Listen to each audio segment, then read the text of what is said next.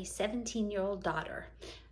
I have sons too, and I love them with every breath of my heart, but there is something different about the relationship between a mother and a daughter. Please, somebody tell me I'm not alone in thinking this. I read this book by Maya Angelou this week in honor of Mother's Day. I lost my mother 4 years ago, almost exactly to the day, and I wanted to read this to honor her memory. I am beginning to understand her a little bit better now that I am raising my own daughter. And while this book did not exactly speak to the relationship I had with my mom, it absolutely spoke to the kind of mother that I want to be for my daughter. This was a memoir about the relationship that Maya Angelou had with her mom. It didn't start off good. Let that encourage you if you're off to a rocky start. Maya was only 3 years old when she was shipped off to Arkansas to live with her paternal grandmother, she and her brother. And for the next decade, this grandmother was the mom that Maya knew. But when Maya was 13 years old, after not having seen her mother or even really had any communication with her, as far as I know, she was sent back to San Francisco to live with her mom. Her mom's name was Vivian Baxter, and she was a force to be reckoned with. She was smart, she was tough, she was a fighter, and she raised a confident and resilient daughter. In the beginning, of course, as you can imagine, it was kind of rough because she and her brother Bailey had to reckon with the fact that essentially their mom had abandoned them. But from the day that they went to live with her until the day that she died, Vivian poured herself into loving her children, and they eventually came to love her dearly and respect her as well. In fact, many, many years later, Maya sat as her mom was dying and held her hand and told her about all the things that she had accomplished and what an amazing woman she was. And she finished by saying, "You are a terrible mother to small children, but there has never been anyone greater as a mother to a young adult." So, what made Vivian such a great mother in Maya's eyes, and what is it about Vivian that I, as a mom, would want to try to emulate? This was a short book. It was a quick read, but so many nuggets of wisdom in it. Let me share with you just a few things about the kind of mother that Vivian was to a young woman. For one thing, she paid attention. Maya didn't actually say this, but I expect that Vivian listened a whole lot more than she talked because she noticed things. And when she finally did decide to say something, it was something that she felt was important and needed to be heard.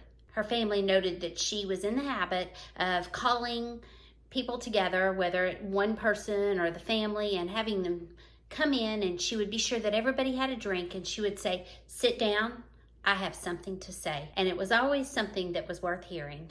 These were often moral lessons or encouragement or just something that she wanted them to know. One time, shortly after Maya and her brother came to live with Vivian, she called them in to the dining room and said, "Sit down, I have something to say." She said, "I have learned that Maya does not want to call me mother. I don't seem to fit the image of what she considers a mother. She has another name for me." And everyone kind of stopped and looked over at Maya disapprovingly. But then she continued, she said, "She wants to call me lady, and I like it. She said that I am kind and beautiful, and so I resemble a true lady. From now on, you can all call me lady. I want to be called lady. In fact, I'm going to introduce myself as Lady Jackson. Everyone should be allowed to be called what they want to be called, and I want to be called lady."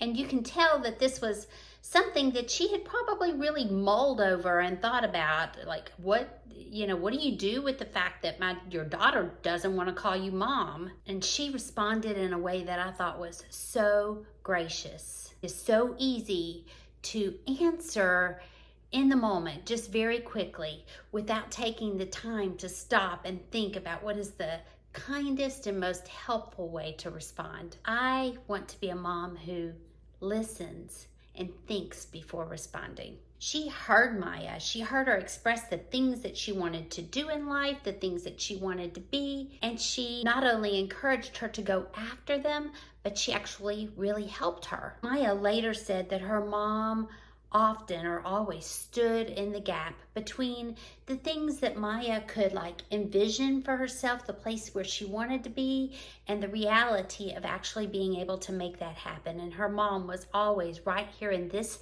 space. Like the time that when Maya was 15 years old and she wanted to get her first job as a conductorette on those streetcars in San Francisco. Initially, no one at the station even wanted to help her. And when she came home and told her mom that she couldn't even get an application, her mom asked her why, and she said, because I'm a Negro. Well, Vivian, as you might suspect, did not immediately go rushing down there to the defense of her daughter, but she sat her down and talked her through her next steps. She said, you go down there every day. You get there first thing in the morning before the secretaries get there, and you sit there and read one of those big books that you like, because Maya was always reading classics.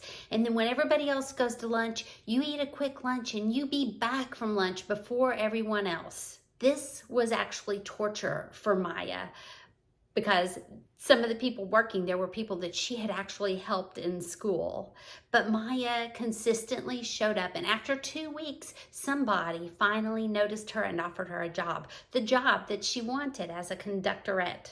One problem, though, was that she had to be there every morning at 4 a.m. And she wasn't sure how she was going to get there. It was quite a distance. And her mom said, don't worry, I'll be sure you get there. On Maya's first morning of work, Vivian woke her up. She ran a bath for her. She complimented her on the way that she looked and drove her to the barn where the streetcars were kept and were sent out first thing in the morning. But then after dropping her off, she didn't just leave. She actually followed the streetcar around in the dark. She had a pistol with her. She followed it around until the sun came up, and she felt like Maya was safe to be on her own for the day. And she always blew her a kiss and waved and drove home. Maya said her mom's routine never changed for the months that she held that job. She, as Maya said, stood in the gap for her. And she did this throughout Maya's life. Whenever there was something that Maya wanted, her mom encouraged her to go for it, and she quietly did the things that she could do to help her until she felt like Maya could do it on her own. She never stopped showing up. In fact, even as Maya grew older, one time she had a job on a film set in Stockholm, and things were not going really well, and she was beginning to feel discouraged. So she called her mom in San Francisco and said, I need you. And if you've ever mothered, this is a time I need some mothering. And Vivian said, baby, if there is a plane that is leaving from San Francisco to Sweden today, I will be on it. You pick me up tomorrow morning from the Stockholm airport. Yes, I want to be that kind of mom, the one who encourages her daughter to step out and do unknown things and scary things, but who stands in the gap and helps her until she is able to have the confidence to do it on her own. And if you know anything about Maya Angelou, you know that she became a very strong and confident woman, and I expect that she would give Vivian Baxter a lot of credit for that. Vivian Baxter was not perfect. If you read this book, you will definitely see that. But she knew how to apologize. And when she apologized, she meant it. She didn't apologize unless she was sincere and full of remorse. Well, I am only sharing just a couple or three little nuggets or accounts from this book, but there are so many more. This book is full of just little stories of the way that Vivian mothered Maya Angelou. You will be amazed. Would definitely be worth your time to read it. I left its pages encouraged as a mom, and I really think that you will too. I do appreciate you spending your time with me today. This next week, I will be at the beach. So next week, you can expect what I hope will be a fun and entertaining beach read. Until then, I hope you have a great week and happy Mother's Day.